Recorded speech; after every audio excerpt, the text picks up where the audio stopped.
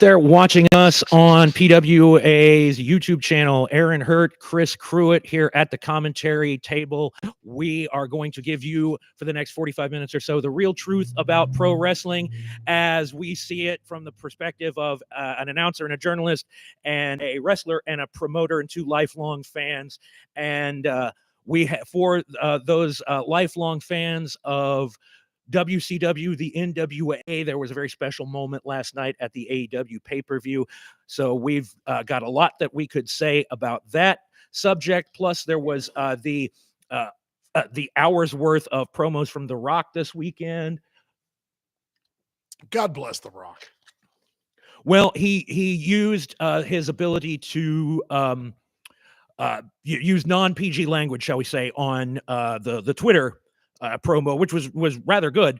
I quite frankly, I didn't really have the patience for that entire 40-minute spiel. I usually record SmackDown and was just trying my darndest to fast forward to when something actually happened. And yeah, it was like 30 minutes or something. I mean, I know that segment went at least 10 minutes over. So have we officially got the WrestleMania match set with The Rock? Yes, that's what that promo on SmackDown did. And I guess we can start with that and give our thoughts on that subject before we move on to AEW Revolution. So it was a revolution. So the promo with Rock Bloodline on SmackDown, the gist of it was establishing the stipulation, establishing that it's going to be a tag match. It's going to be Cody and Seth against Rock and Roman on night one. And the stipulation is if Rock and Roman win, it's Bloodline rules, no DQ, etc. They said that, they'll make for night two with Cody and Roman. Yes. Gotcha. And if the baby faces win that, then what's this baby face you speak of? I know. Yeah. If Cody and Seth win, then Bloodline is banned from ringside.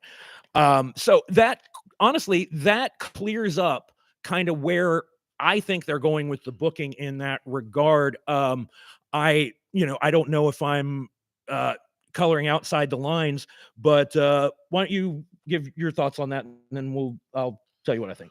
Well, so man, it's been so wild just with the whole storyline. So night two, I mean, I think it has to be Bloodline rules. That's why I think it does too. As soon as I said it, I disagree with myself. I think it does too, because here's where I think it's ultimately going. And I won't proclaim to be Nostradamus and, think that I'm a brilliant booker and pulled this idea out of thin air. It just seems kind of logical. And I've heard some other opinions that seemed, to agree with this train of thought, but that they pin Seth on night one. Yeah. So it's Bloodline rules. So they're all out there. They're all interfering. But for whatever reason in the tag match, there's something between Rock and Roman, because a crucial part of the promo on Friday was Roman saying, "One more thing, Rock, I need you to acknowledge me."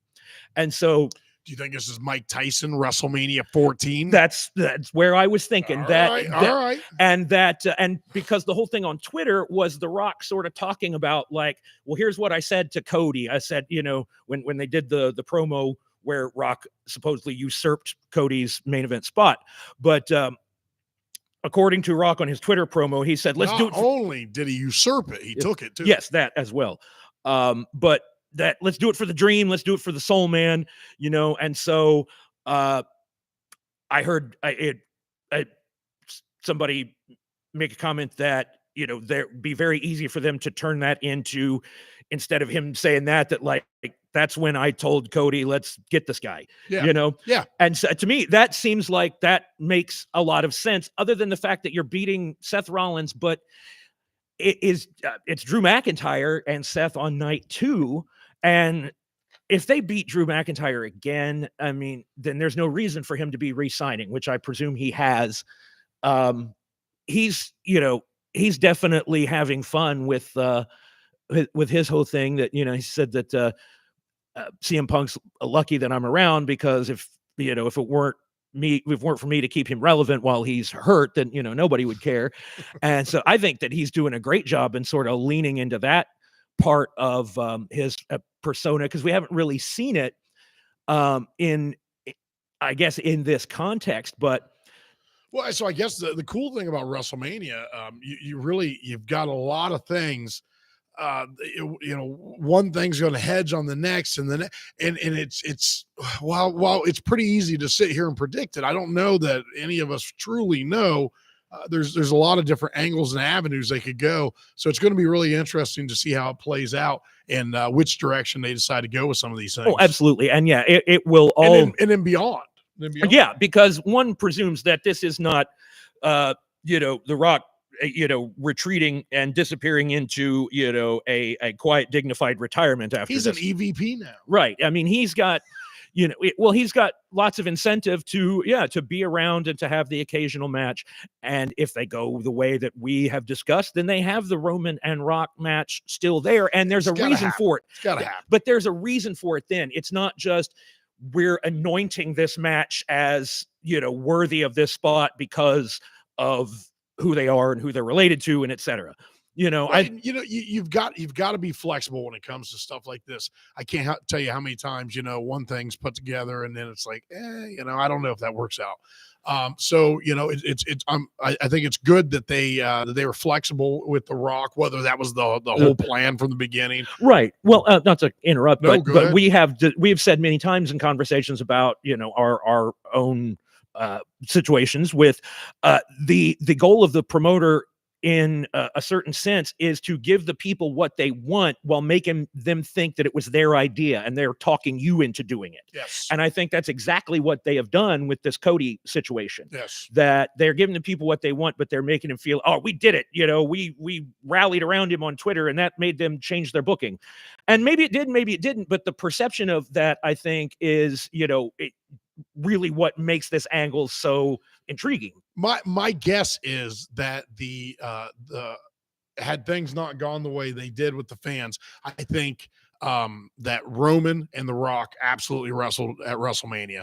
And I think, people threw a fit and they were like, hey, maybe we can do something else with this.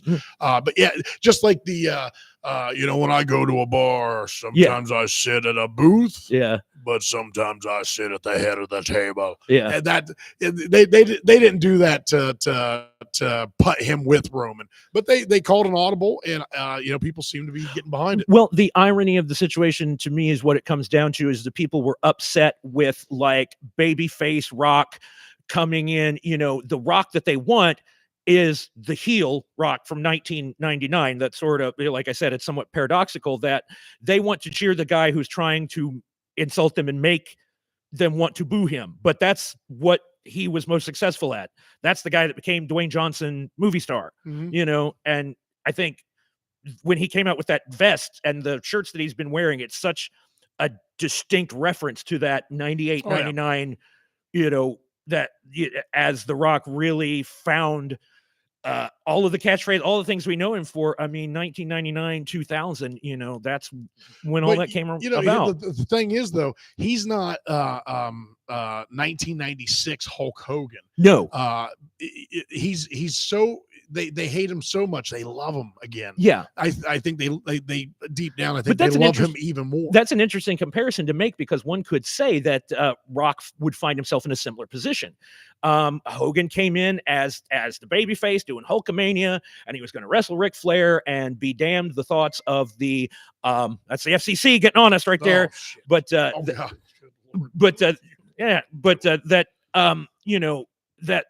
the logic, the right business move was to have him go over Ric Flair, and Flair was willing to do it. But, I mean, I felt, quite frankly, like, my years of fandom and my interests were being ignored and deliberately cast aside in that regard. And everybody else who seemingly went to those WCW shows at the time, because that's what prompted it. So if they had gone with that and then really pushed it down people's throats for another year and a half, then you would have the situation that we had with Hogan, where he had no choice but to turn heel. But this is a case of where Rock, Greg Gagne advised them against the Hogan Flair cage match. Well, Greg Gagne invented tights, invented boots, the UFC. Yes.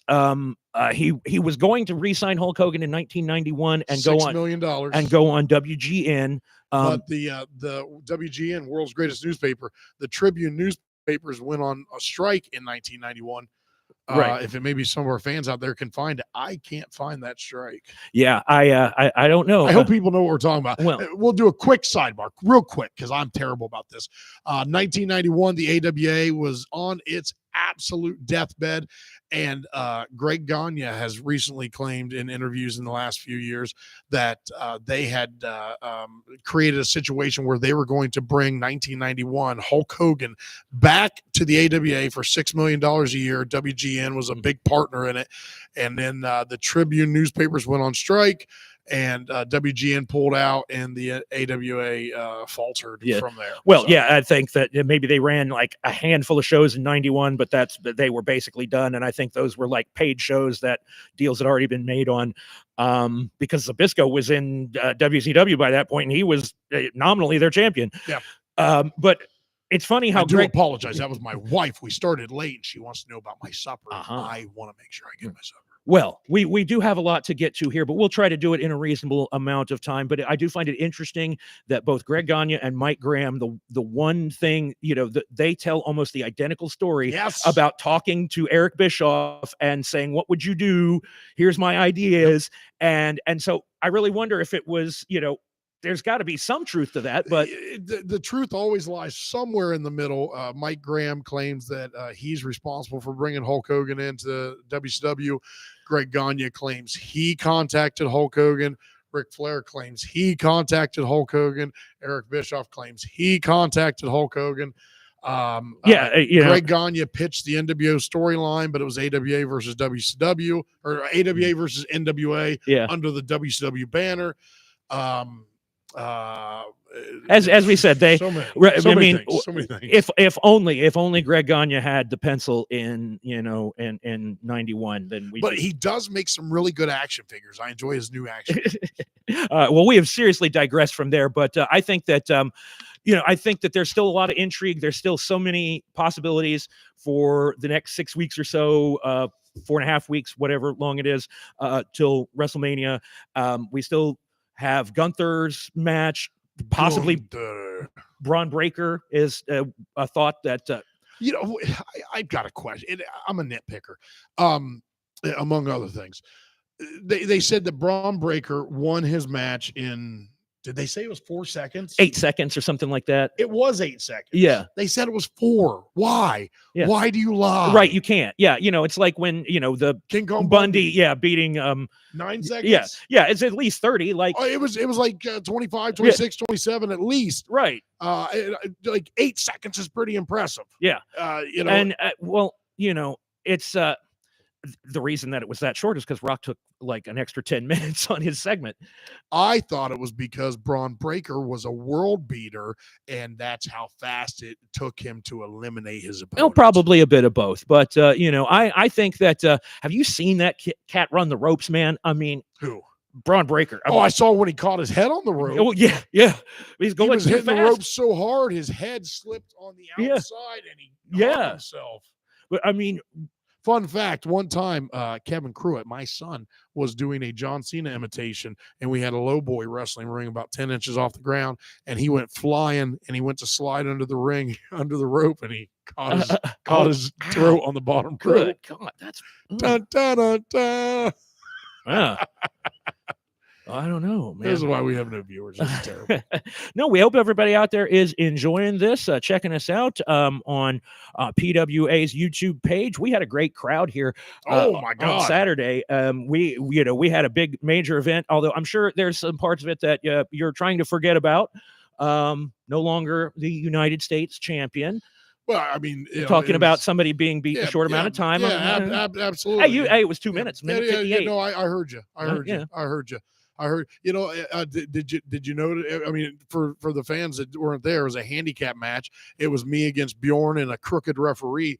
There did appear to be the rather titanic struggle there for a moment. But I suppose that's what happens between the ropes. I have less experience in that matter than yourself. So I'll defer to you on that. But no, it was a very exciting event. We had Pookie here. Pookie with a Y well, got his butt kicked by Kevin with an N. Well, he came all the way out from the Nevada desert. The crowd was definitely here to support him. I'm gonna be honest. When Pookie showed up, I thought we were getting Jeffrey Excellence. Yeah. But well, I don't know. That name was dropped rather subtly as well about if we do see Pookie again, that he might have Kevin's other old training buddy with him.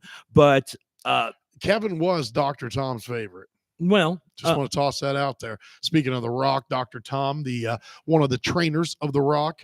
Another man that he trained, getting back to thoughts about WrestleMania, as we've diverged to several subjects now, but I wanted to ask you about this because it seemed that it was being put on the card as of what went down on SmackDown on Friday, that they're going to do Randy Orton, another one of the pupils who sat under the learning tree of Dr. Tom, but that Randy Orton and Kevin Owens are going to face Grayson Waller and Austin Theory in a tag match. And do you think that's a better option than having someone like Logan Paul against maybe Randy Orton or Kevin Owens in a singles match? Or do we know what Logan Paul's doing? Not really. So I guess that just depends. I'm just not a big fan of Kevin Owens. When he pretends to be a tough guy, and I'm sure he's a tough enough guy. I've seen him beat up drunks in the ring before. He just doesn't excite, especially in a tag team situation. The whole Stone Cold Stunner thing, I don't know. I'm over it. Randy, I love Randy. Randy's a lot of fun. He seems like he could be a good time on a Saturday night. And then they're taking on Grayson Waller and Austin Theory. It'll be a good match. I this is one of those things, but I would love to see Randy Orton against Logan Paul. Yeah, I think that'd be fantastic. To me, that just seems like that is Logan's so good, and anybody that hates on him, like he just showed up and he's giving this, he's so good. My God, yeah. I mean, the only guys who really compare are like Kurt Angle, and I mean, there's it's hard to come up with another name that proved that they were as comfortable as he did right away. Well, and he's so cocky and so arrogant, it makes you want to talk he crap gets about the psychological game as much as the physical game. If he couldn't, no, I mean just as a person. Yeah, no, he's a cocky, arrogant, rich guy. But he is able to. He's like an old school territory wrestler in the way that he approaches that, and to me, it's what's almost endearing about it is that, he just seems, the old phrase, to the manner born. Like this is, forget about anything else, man. You were born to be a wrestler, because, not many people. And let's not make light. I mean, obviously, he's put in the time in the ring and the training, and he didn't just step in the ring and he was a wrestler. No. But man, he is so naturally gifted when it comes to being able to do what he's been trained to do. The difference between him and like a Pat McAfee is just really obvious. Pat McAfee went in and had credible matches. The crowd loved it. He did high spots and went through. What's my favorite Pat McAfee moment? What's that? It was I'm going to draw a blank on it was Georgia against another team, and they said, "Who's your pick?" And he did the Georgia fight song. I think it was the Georgia fight song.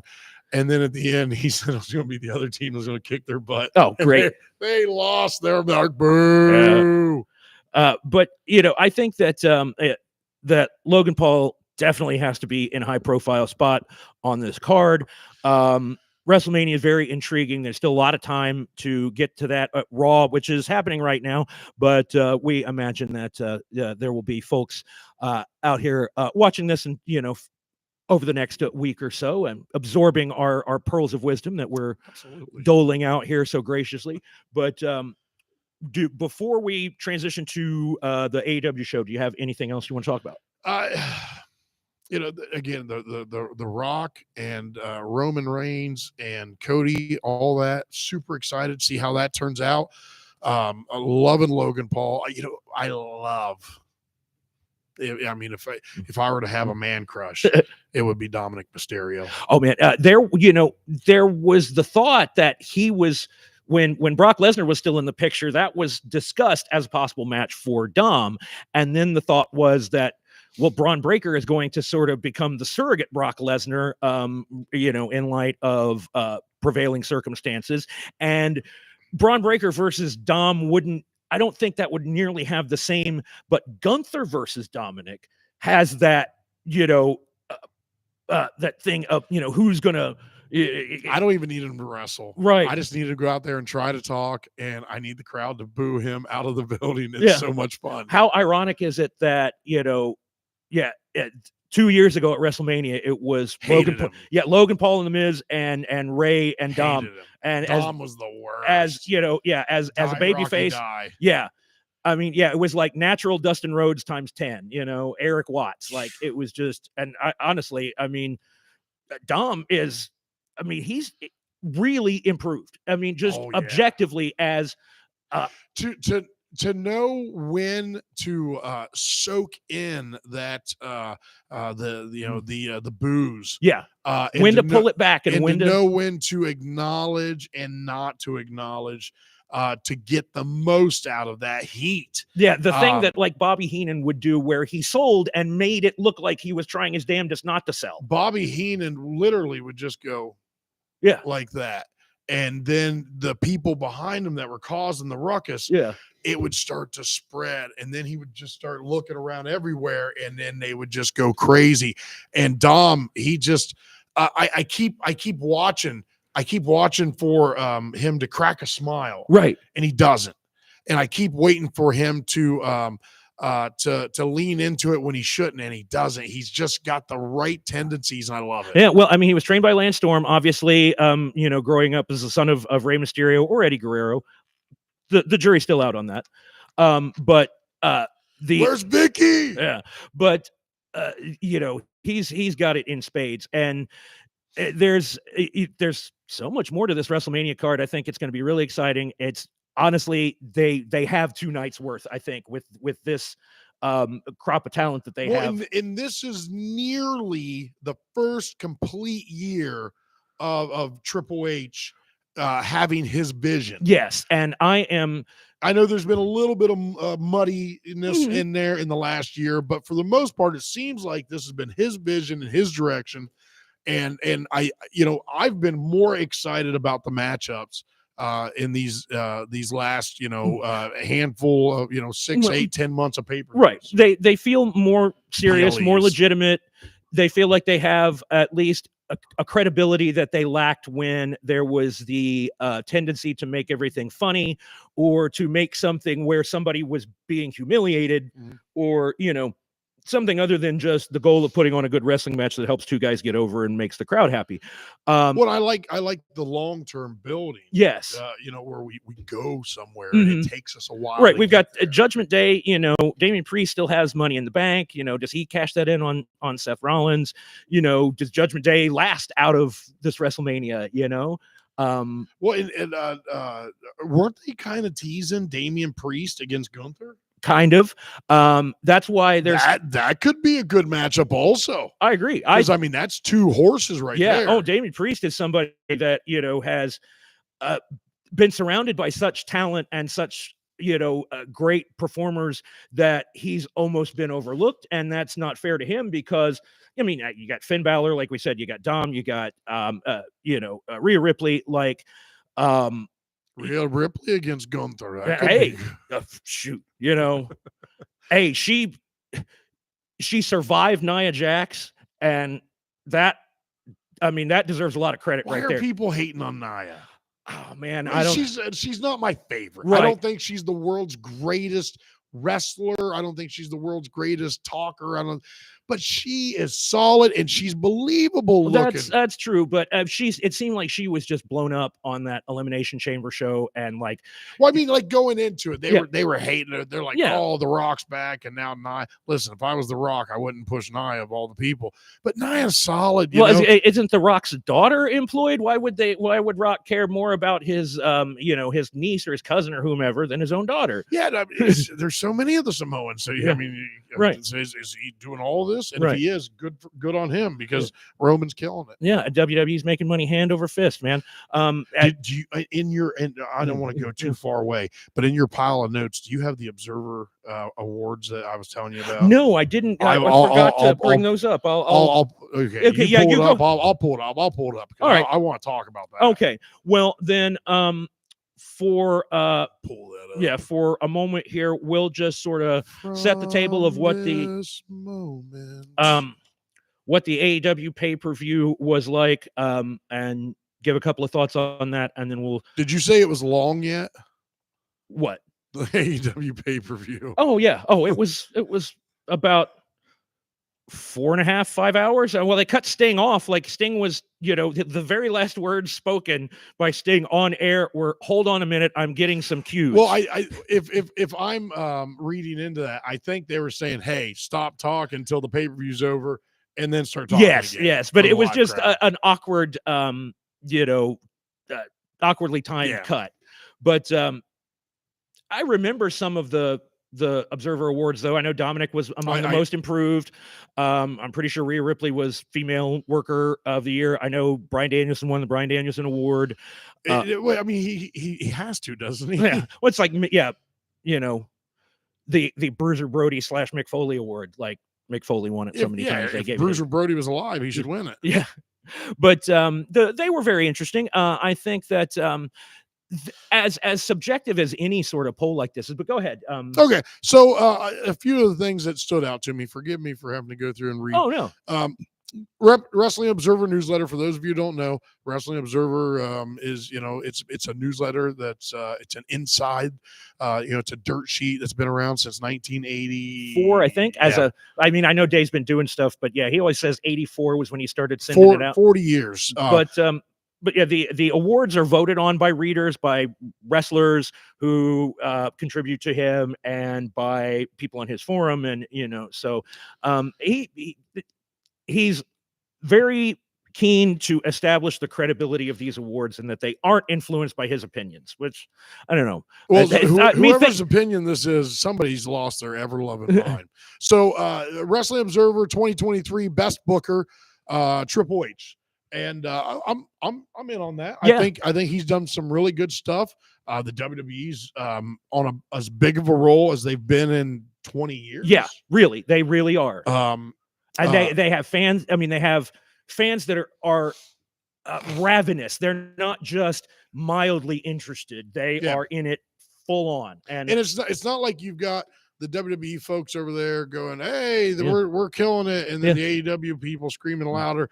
The AEW people are going, "WWE's not too bad." Right. So you got Triple H as that. Then you got the promotion of the year, WWE. And I think that I would agree with that also. I mean, just based on the business that they've been doing. AEW came in second. Also, Tony Khan was second for Booker of the Year. Promoter of the Year. Hold on. I might have just blown this whole thing.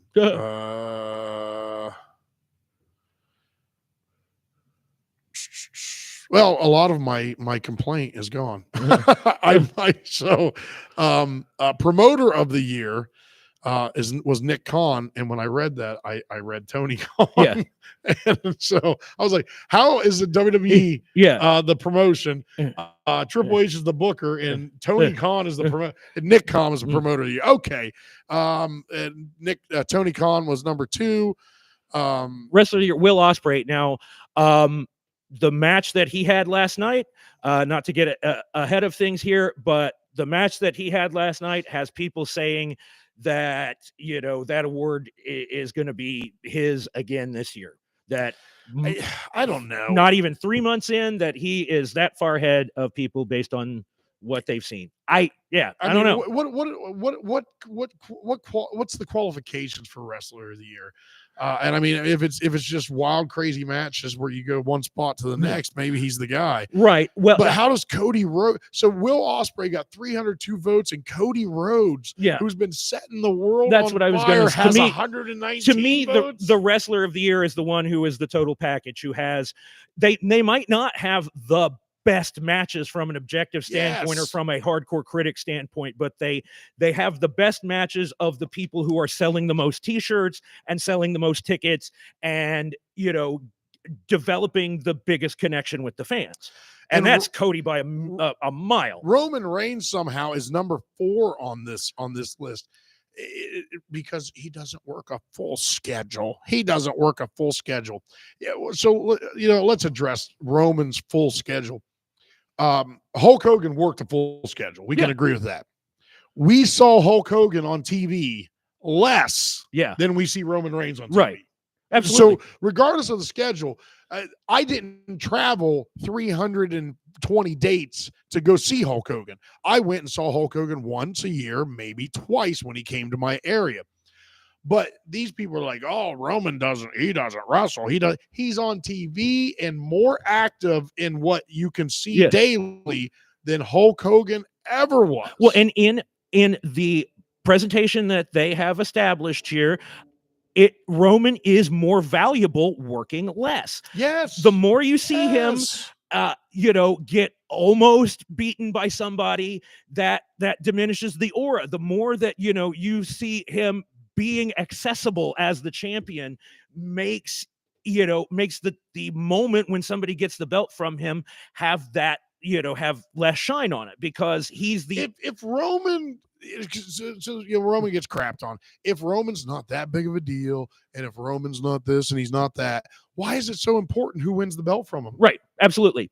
Yeah. You know, and I think that that's something that Triple H, I think, truly deserves credit for, is establishing the value of the championships. To me, that has been such a fundamental flaw in the booking of WWF, WWE, and a lot of other promotions too, is just not focusing on the championship as the prize. In the movies, they call it a MacGuffin. It's the thing that the spy wants to get and the villain, you know, doesn't want him to have, or whatever. It's the thing, you know, in Pulp Fiction, it's what's in the briefcase, you know. What's in the briefcase? You know, no, that's 7. Yeah, right. But what's in the briefcase? It's the object that is driving the events of the story. And to me, that, you know, the championship should be that. It should be the thing that establishes, you know, everything around it. Why, you know, how people react in those situations, you know, seems to be misunderstood. I don't know. Here's why I love wrestling fans. Wrestling fans go, Roman's been champion too long. It's just bull crap. And then they go, these titles change hands too much. Yeah, exactly. What is wrong with you people? Yeah. I say you people very kindly. And then I hear some people go, oh, the title changes too much. Let's pull up the UFC title history. Right. If people talk about if UFC has worked, believe me, Adesanya wouldn't have lost, you know. Well, I mean, how many long reigning champions do you have in UFC? Yeah. Well, how many guys do you have that have held it for a while, and then it's like that it's thought, oh, they're gonna breeze through this next guy, and they get smoked. Yes. They get housed, and you know, Gunther against Dominic. Yeah. There you go. Hey, that'd be something else. But yeah, Gunther's had that belt from him too. Can you imagine? It goes in and schoolboys him. Yeah, he just rolls up Gunther. He just wraps him up 1, 2, 3, and takes the belt and bolts. Oh my God! But because Gunther's held the belt for a year and a half, no matter how you do it, it means something. No matter who does it, it means something. Well, and he's been presented as a world beater. Yeah, and you look at him. Which is funny to look at him, you know, from, you know, what, 5, 6, 7, 8 years ago. Yeah. But you look at him and you go, okay. He's believable. And he's kind of got that Mirko Cro Cop stare. Right. That, yeah. It's a very, you know, almost like it's intimidating, but it's somebody that, you know, you're not getting into their head. You know, you're not going to make them, act aggressively or something, you know, or make the first move. They're calculating, they're waiting for you. So yeah, I think that WWF has a lot to work with. What else we got on? I think the WWE also has those things going on. Wow, you went back to 03? 02. 02. July. Get the FL. Tag Team of the Year, FTR. I struggle with that one just because I don't think they really had as good of a year as what they could have. Right. I think that they did the best with the spot that they were given, but they could have been featured far. But if number 2 is Kevin Owens and Sami Zayn, okay, I go FTR. Yeah. The Young Bucks are number 5. Get out of here. Match of the year. This isn't fair for me because I don't watch a lot of these. Kenny Omega, Will Ospreay, January 4th, Wrestle Kingdom, Tokyo Dome show. So that may or may not be. I didn't see that match. So I can't comment on that one particularly, but I didn't have a strong pick for match of the year. I saw a lot of really, really good matches, but none that made me think this is the all-time greatest match I've ever seen. The most recent one would be Zack Sabre and Bryan Danielson, but that was that was this year. So it is almost hard for me to go back to something where I'm like, wow, that match just tore the house down. I'll tell you what match pooped to bed for me, and that was the women's War Game match. Good Lord. I can't remember if we talked about that last week. I think we did. The War Games match is not so they're like, oh, well, if the men do it, the women do it. Well, the women can do it, but let's create a situation where there's a need for it, not just because it's the fun thing to do. Right. I mean, it's not like a holiday where Sid claims that he spiked Pillman on purpose in the War Games, 1991. Yeah. WCW Wrestle War Games. He claims that Pillman had done something to him, and so he threw him up as hard as he could and spiked him. Yeah, and I don't know, Sid. Nice guy. Yeah, Sid's rather unpredictable, but I mean, I don't see why he would change his story after the fact when people pretty much thought, yeah, he was at the very least reckless. For people who haven't seen it, go to the network. One of the best War Games matches ever. But yeah, go to the Peacock. Yeah, Brian Pillman gets obliterated. So this is where I'm struggling to wrap my head around this. So now we've got best major wrestling show of the year. Number 1, AEW Revolution. Number 2, AEW Forbidden Door. Number 3, AEW All In. Number 4, WrestleMania Night 1. Number 5, AEW All Out. How is Triple H the booker of the year? Nick Khan is the promoter of the year.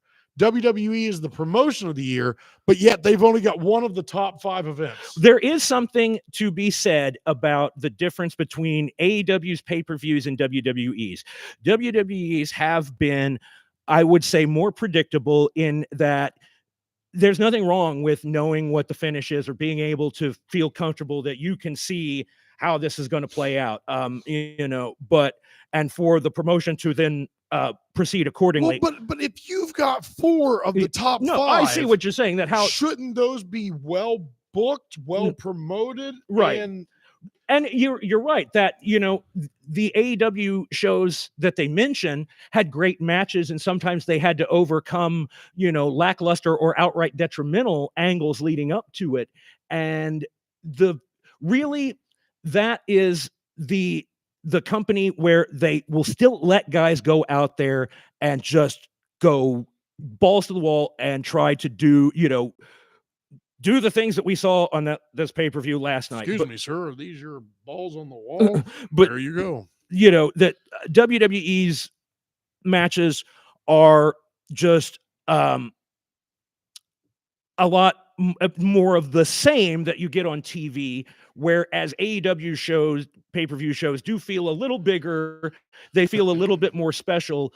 But I agree that, yes, I don't think that they deserve 4 of the top 5 spots. I will say the presentation, the feel, the vibe of an AEW pay-per-view does feel a little more I don't want to say gritty, but it the WWE is the polished product, right, and the AEW is like, oh, something could happen here. Right. And that's the sort of I got you. Yeah, I'm with you there. Yeah. Feud of the year, which I guess is responsible for Booker of the Year, Promotion of the Year, and Promoter of the Year, is Sami Zayn and Kevin Owens versus the Bloodline.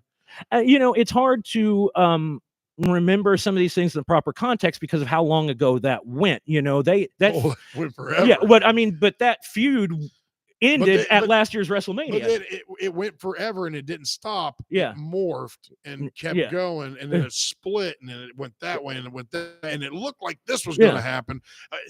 If last Royal Rumble, Yeah. if I'd have told you, hey, and the next year is the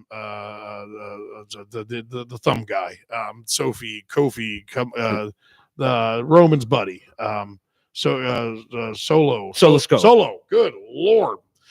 Had a brain aneurysm there for a minute. Solo Sikoa.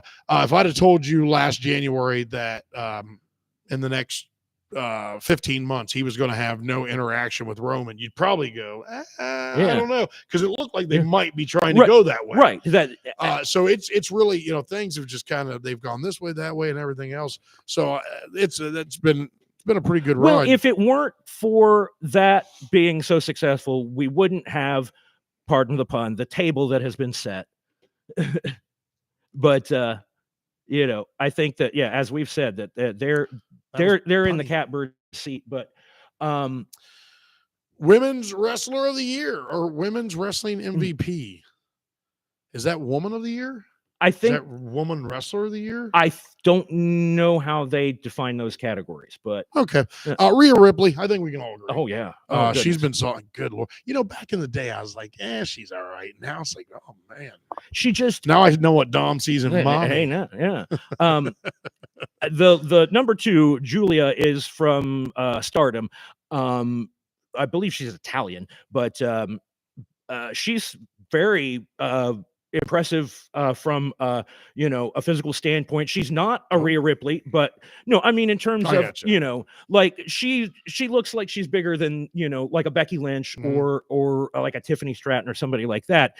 She has a bit more of a physical presence, but she's apparently coming in to WWE, but there's a deal with her and the guy who used to run the Stardom promotion, who is apparently leaving to do his own thing. He either quit or got fired because the bosses said he was trying to poach the talent and go do his own thing. So there you go. He gets the chance now. Is Tam Nakano Bull Nakano's trainee? No, I don't relation? believe there's any relation to that. Right. And she's also from Stardom. I'm not as familiar with her work, but she's very small.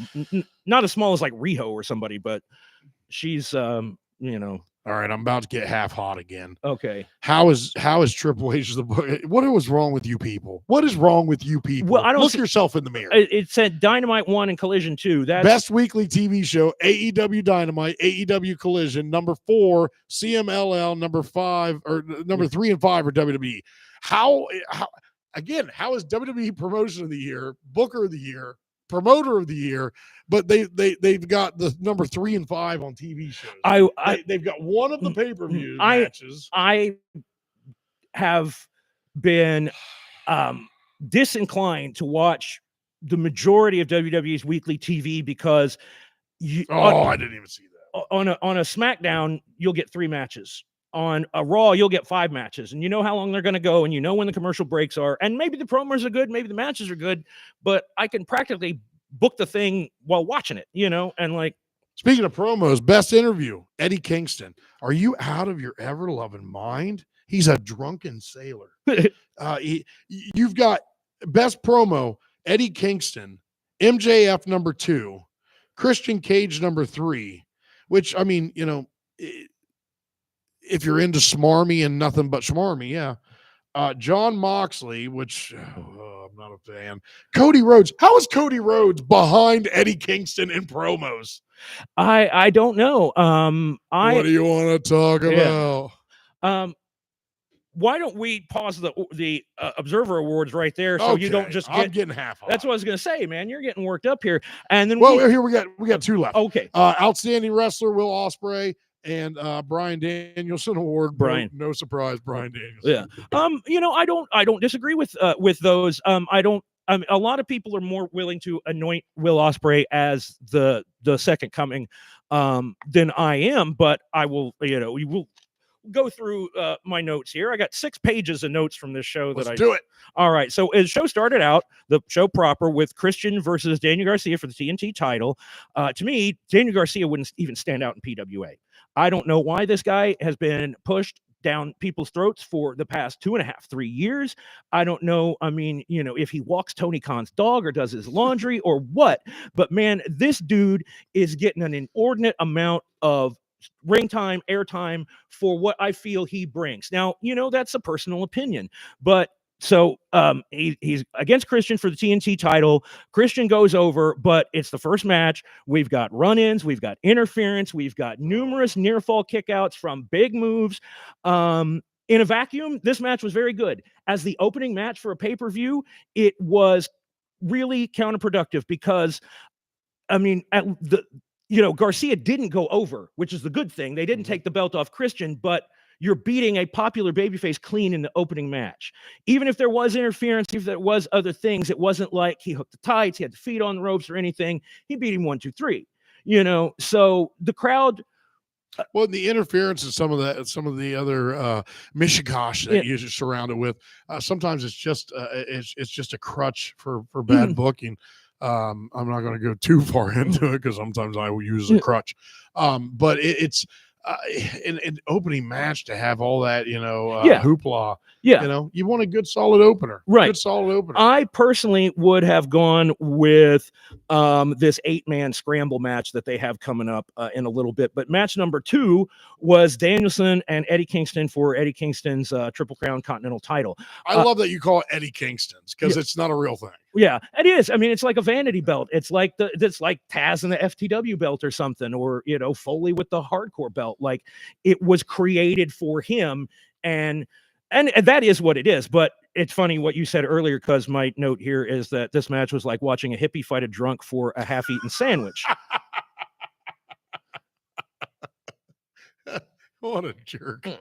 And that's a very glib comment, but that's what I saw when I'm watching it. Like, 5 minutes in, the crowd is chanting, "This is awesome," but it feels forced. It feels, half the crowd is trying to get the other half of the crowd to do it. And I felt this was a decidedly average match for what the two men seemed to be capable of. It was nothing more than exactly what I expected.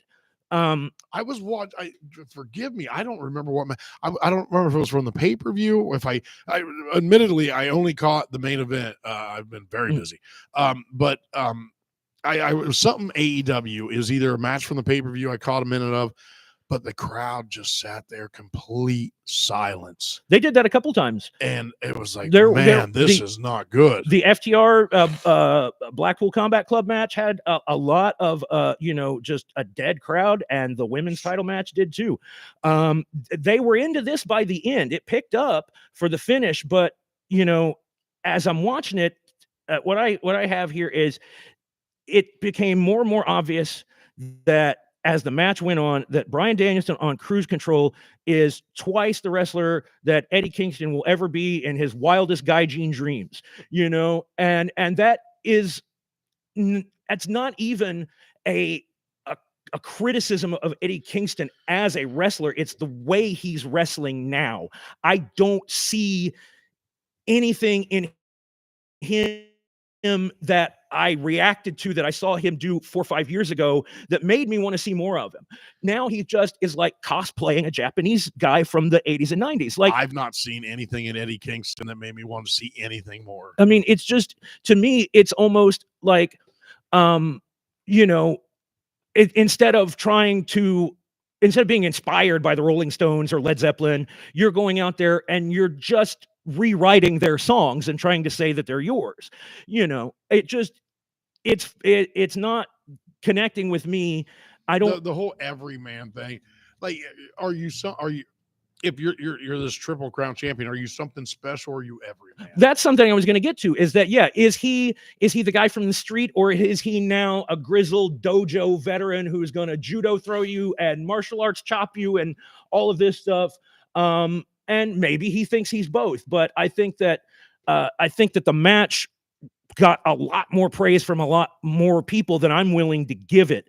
Because during the heat, Danielson, the crowd couldn't decide if they wanted to see Bryan Danielson kick his effing head in, or they wanted Eddie Kingston to make a comeback, because they were both cheering for the same thing.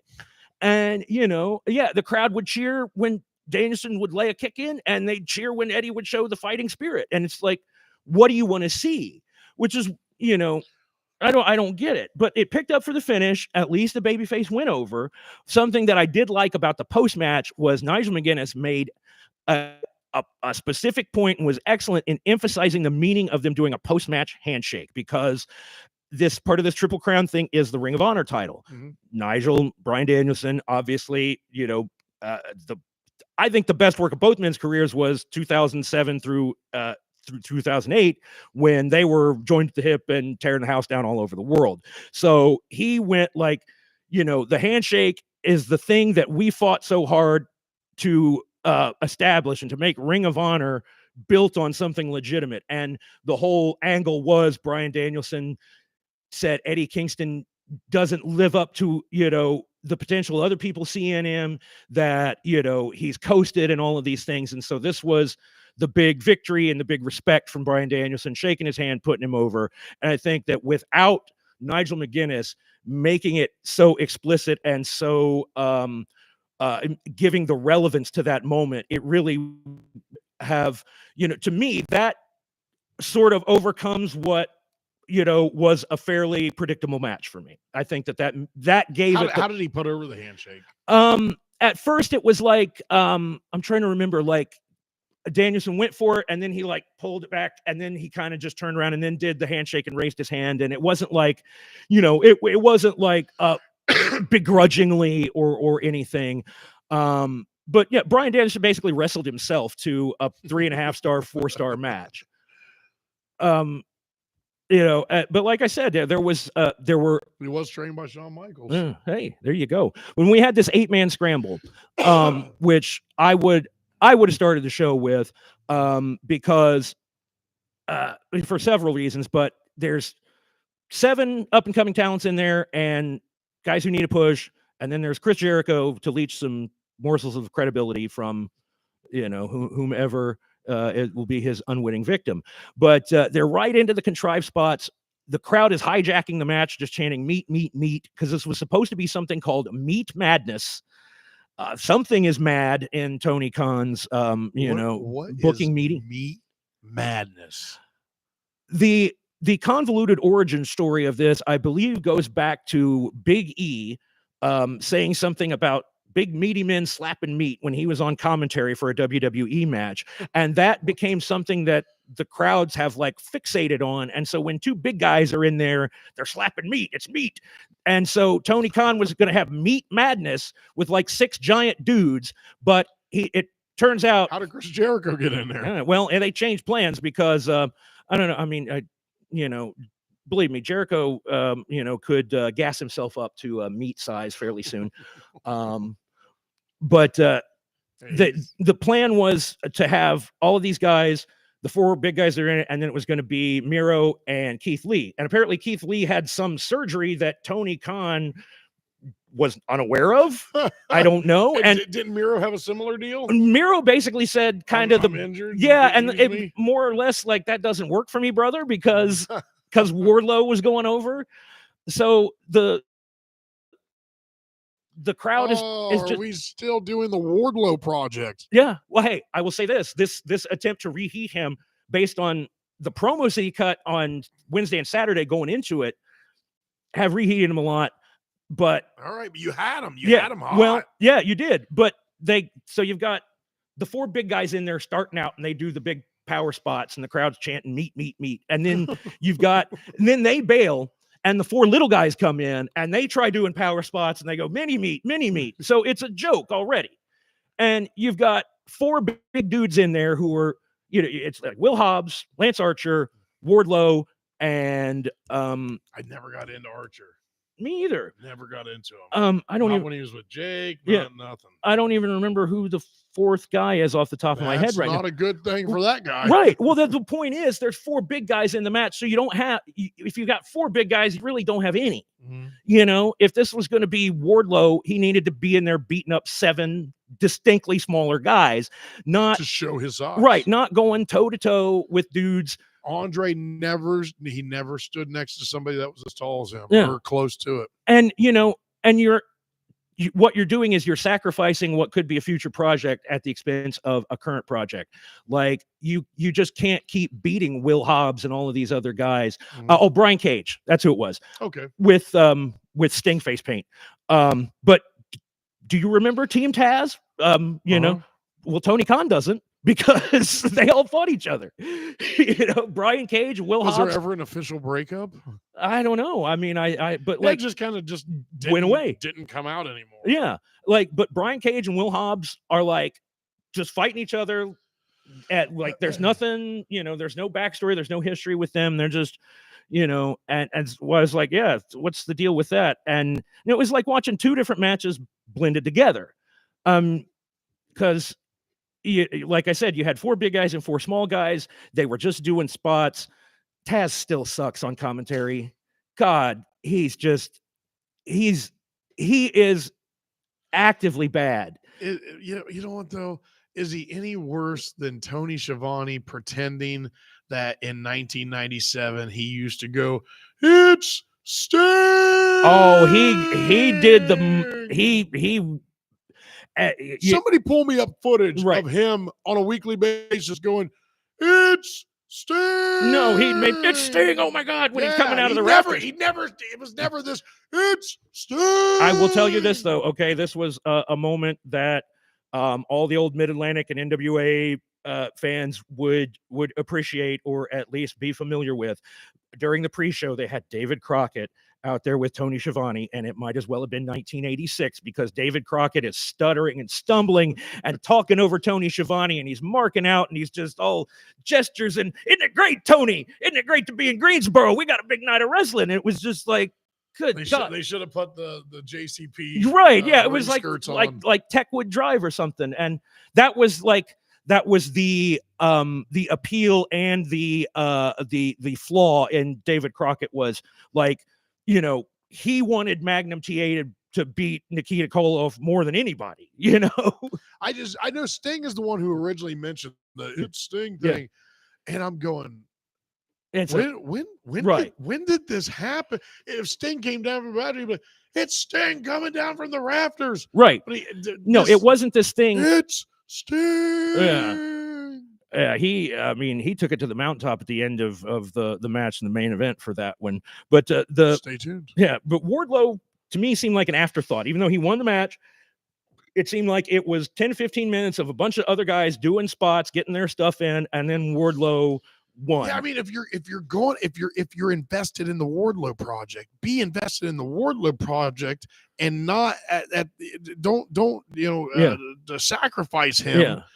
Because of some other people, you got to get in the car. But I mean, they had guys like Dante Martin in that match who have like no business in there. Like, there's no way he's going to win. The match was for a future title shot. So Wardlow can only do the thing he's supposed to do, or screw it up. Right. Yeah. So if he doesn't do great, he looks bad. Yeah. And if he wins, he should have. Right. Exactly. You know, it's terrible. And it fell flat for me. And the fact that you have a 3-way match later in the show, you know, you've got an 8-man, and then you're going to have a 3-way with just the same kind of match, just less people doing the same kind of thing. But that came later, because after that was Orange Cassidy and Roderick Strong, and I use this as my intermission. Orange Cassidy's a great athlete. I don't like his matches. I can see why people do. It's not my cup of tea. You know, some people like lucha, some people like midgets, some people like Japanese stuff. You know, everybody has their likes and dislikes. Orange Cassidy, ever since the guy came along, I've never been on, board with it. But Roderick Strong won the belt. The one reason I was really what belt was this for? The international title, what used to be the All Atlantic thing, the Orange Cassidy backpack belt. That was it. I remember. But Roderick Strong's a new champion, and he'd been doing such goofy stuff, this Undisputed Kingdom. I mean, Matt Taven is another guy like I've never seen the usefulness in, and he's been booked consistently for a decade. But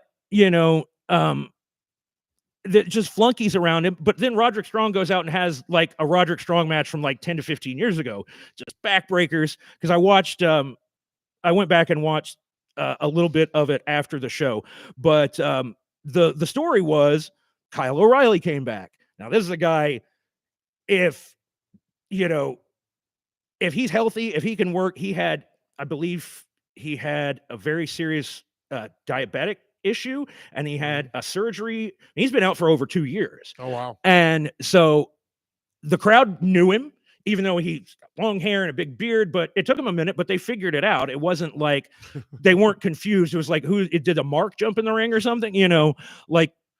So that was good.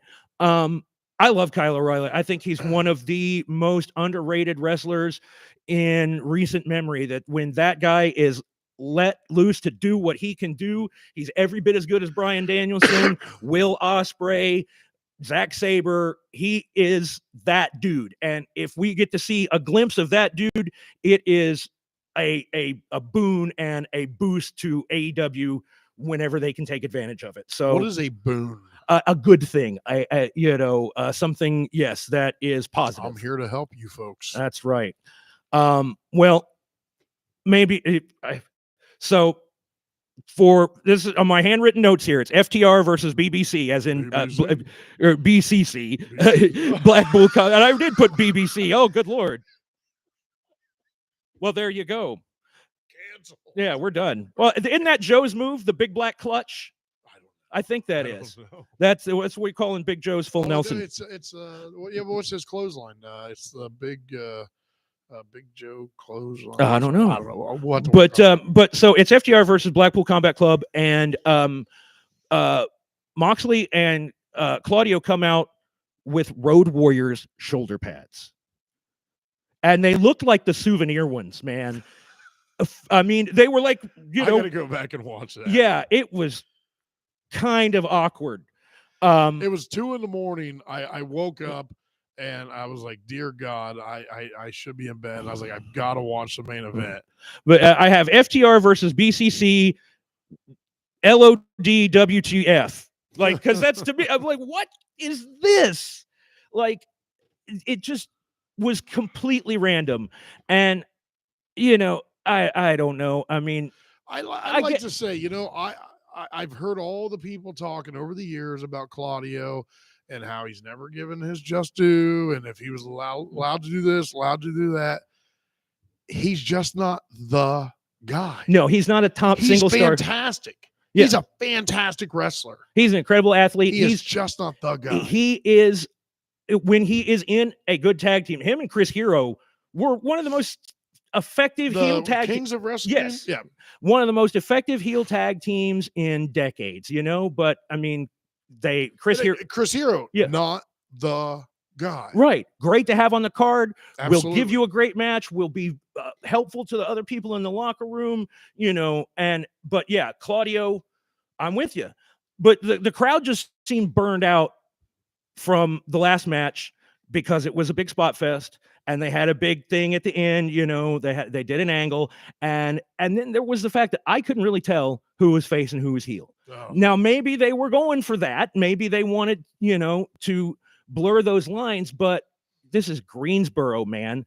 The FTR are out there trying to be the Midnight Express, and the Blackpool guys are trying to be the LOD, and you're giving me shades of gray. You're giving me did you watch those freaking matches? I mean, they tried to do a couple of cool spots, but it wasn't about the Midnight Express, holding their own with the Road Warriors. That happened later when they turned heel, and they built to it. And it was important because people had seen the Midnights get their rear ends handed to him for years, unmercifully, with ease. And so when Road Warriors are bad guys, and I excuse me, I appreciate the whole Midnight Express tribute and everything, and it was cool when they came out with the similar music and this and that. At some point, though, I think we gotta push forward and create something that now somebody else can emulate. Exactly. That's the thing that I have about the Eddie Kingston deal, and about this, it's like, great, you showed your appreciation and your homage, and it's not even just that; it's the desire to bring those qualities that inspired you, bring them forward to the next generation. But if you keep repeating the same ideas, you're not giving them time to reinvent them, like you said. And so Eddie Kingston needs to be something other than a reject from All Japan circa 1990. You know, like he can wear black and yellow and give, you know, weak Black kicks and to the yellow, face. yeah. That doesn't make him Kawada. It doesn't make him one of these guys, no matter how badly he wants to be. And, you know, I mean, I want to be, you know, I'm an announcer. I'll never be Gordon Soley like I want to be. If I tried as hard as I possibly could, you know, I would maybe get there and maybe convince some people that, yeah, I could have hung, but that's not what I want to be. I want to take what Gordon Soley, Joey Styles, Jim Ross, Lance Russell, what they all did, and put it into something that's me. You want to steal a little from a lot, and create your own concoction. Yeah. So now the fans have that identity established with FTR, like you said, that they're the old school Southern style, you know. I wish they just would have taken that Midnight Express thing and then morphed that. Yeah. And then did that. And then did that. Right. I agree. And I think that that's something that they're going to have to do with where they are now in their tag team division, because this was the best match so far at this point of the card, in my opinion. Taz still on commentary. Taz, I have it in quotes. He said that Dax was bleeding from that skull head area. I think those two things are in the same area, Taz. Just good God. I mean, as much as I loved him as a worker, Bull Miller had the greatest call of all time. The Russians were facing somebody in the IWA down in Chillicothe, Ohio, and the Russians took the Russian chain. I don't know if it was bought in Russia, but I have to assume it was, because he called it the Russian chain. And he took the Russian chain and he wrapped it around his hand and he threw a shot at his opponent, and his opponent ducked down. And Bull Miller called, he says, "Look at that, a duck." Yeah. I've never in my 25 years of being in the wrestling heard business, somebody call a duck. Maybe one flew by the window or something. I don't know. You know, I don't know. He wanted, I don't know. Maybe Taz went to the Bull Miller School of Professional Wrestling. But God bless you. As serious as Taz was as a wrestler and in his promos, and frankly, people think that he went over the top and he was almost cartoonish in that regard. But I want that guy to be as serious about being a play-by-play announcer and not going out there and treating. I thought SmackDown. I thought he did good on SmackDown. I thought he was right in the ballpark. Since TNA and now with AEW, he's just there, just like. I mean, it doesn't seem like he's prepared. Or I could spend a long time talking about it. It's just it doesn't. As somebody who's at least interested in a similar profession, I think he's doing something similar to what I want to do. It's just it's upsetting, because I know he's not that goofy, you know. Like, it's a gimmick. But anyway, this was a good 15-minute match that was stretched out to 30. The crowd's chanting "fight forever," and it feels like they already have. The finish was weak, but you know, Blackpool Combat Club went over, and that's another thing. You're going to beat the guys who are doing the tributes to the Mid-Atlantic dudes in Greensboro. Why are they going over? This will possibly relate to what happens with the tag belts after the main event. But yeah, that's my, a good 15-minute match that was stretched to 30. It would have been a good main event on Collision, but it just took up too much time on this pay-per-view, because the people were burned out by the time you get to this next match. As Tony, they really didn't care about FTR and Blackpool Combat Club. They got into it as it went on, but I got bad news. I think our camera's going to die. Well, then we'll go through this here real quick. We got a couple more matches to talk about. We got the women's title. Toni Storm is the most entertaining member of the roster, bar none. They did a great fake out with having her lackey, Mariah May, come out in Toni's old gimmick. And it looked exactly like her until the real Toni Storm came out behind her. You might not have known. But thing about Toni Storm that I love. Let's take a quick pause. Let's restart. I think we're going to die. All right. Well, let's do that. We'll be back with more. We'll be right back.